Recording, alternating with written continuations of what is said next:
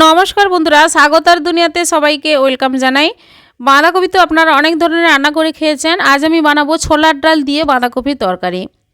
ছোলার ডাল দিয়ে বাঁধাকপি বানানোর জন্য ছোলার ডাল আগে থেকে ভিজিয়ে রেখেছিলাম আর বাঁধাকপি ছোট ছোট করে কেটেও নিয়েছি।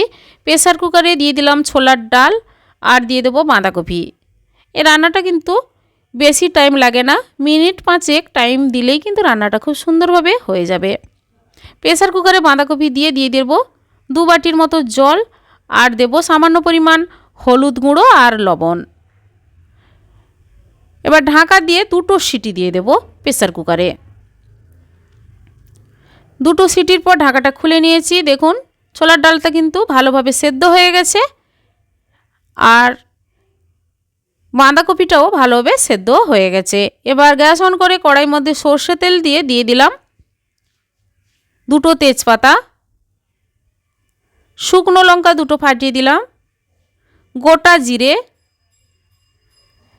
এখানে পেঁয়াজ কিংবা রসুন ব্যবহার না করে নিরামিষ রান্নাটি বানাচ্ছি।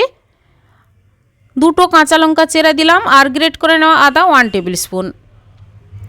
তেলের মধ্যে আদাটা নাড়াচাড়া করে নেওয়ার পর দিয়ে দেবো একটা বড় সাইজের টমেটো কোচানো। সামান্য পরিমাণ লবণ দিয়ে দেবো, তাহলে টমেটোটা তাড়াতাড়ি নরম হয়ে যাবে।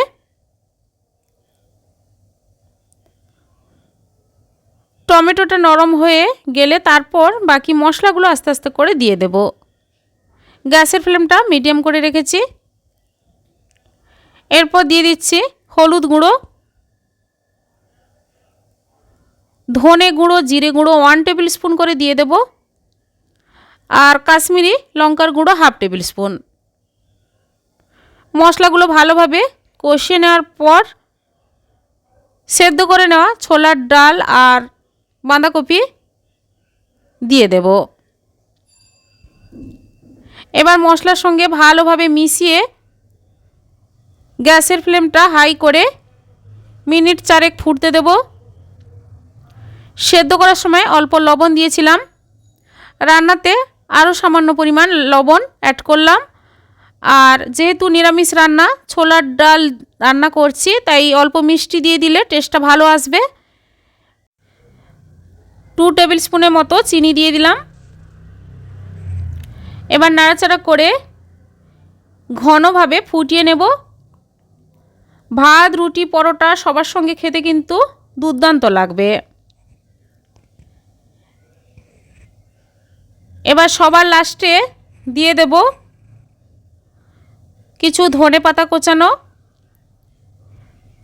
আর নিরামিষ রান্নাতে ঘি দিলে স্বাদটা ভালো আসবে, তাই দেশি ঘি আমি 1 টেবিল স্পুন দিয়ে দেব। এবার নাড়াচাড়া করে গ্যাসটা অফ করে কিছুক্ষণ রেস্টে রেখে সার্ভ করে নেব গরম ভাতের সঙ্গে। বন্ধুরা, এভাবে শীতকালে দুপুরবেলা ছোলার ডাল আর বাঁধাকপির এই রেসিপিটি বানিয়ে একবার ট্রাই করে দেখুন, দারুণ লাগবে খেতে। সার্ভ করে নিয়েছি। আজকের এই রেসিপিটি আপনাদের কেমন লেগেছে বন্ধুরা কমেন্ট করে অবশ্যই জানাবেন, লাইক করবেন। আর আমার চ্যানেলে নতুন বন্ধু হতে চাইলে আমার চ্যানেলটি সাবস্ক্রাইব করে নেওয়ার অনুরোধ থাকলো। আজ এই পর্যন্ত, সবাই ভালো থাকুন, ধন্যবাদ।